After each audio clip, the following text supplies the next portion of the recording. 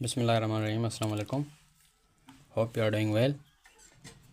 सो पिछली वीडियो में हमने असेसमेंट के दो टाइप्स पढ़े थे, फॉर्मेटिव असेसमेंट और समेटिव असेसमेंट।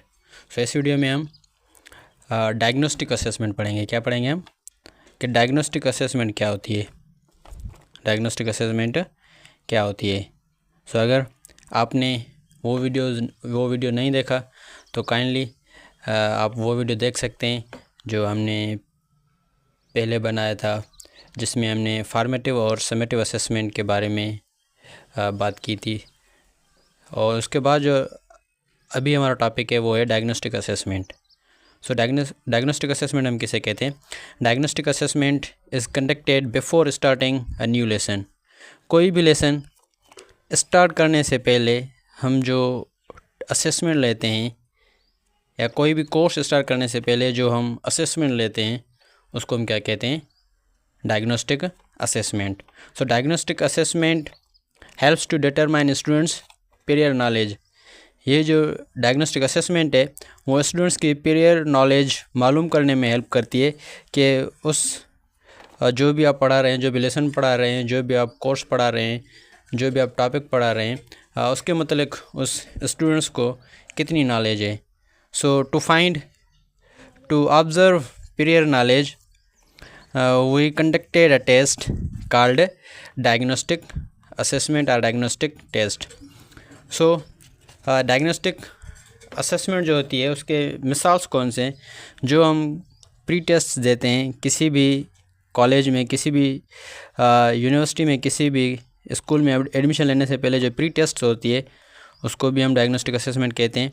और आस्किंग इंट्रोडक्टरी क्वेश्चंस, जो भी इंट्रोडक्टरी क्वेश्चंस होते हैं जो हम बच्चों से पूछते हैं, वो भी हमारी किस में आ जाती है? डायग्नोस्टिक असेसमेंट में आ जाती है।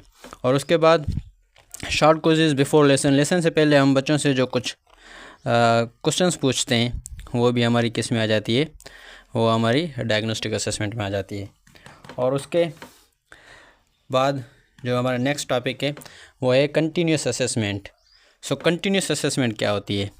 What is continuous assessment? So continuous assessment is N ongoing process where students are evaluated regularly throughout the course. Continuous assessment वो असेसमेंट होती है जो हम बच्चों से रेगुलर बेस पे लेते हैं। जैसे इंग्लिश में हम बच्चों से डिक्टेशन रेगुलर बेस पे लेते हैं, और जो भी हम बच्चों को पढ़ाते हैं क्वेश्चंस वो डेली बेस पे जो पूछते हैं, जो उसकी मुतल्लिक हम मालूमात फाइंड आउट करते हैं कि बच्चों ने कल क्या पढ़ा था, वो जो असेसमेंट होती है वो कौन सी असेसमेंट होती है? कंटिन्यूस असेसमेंट होती है।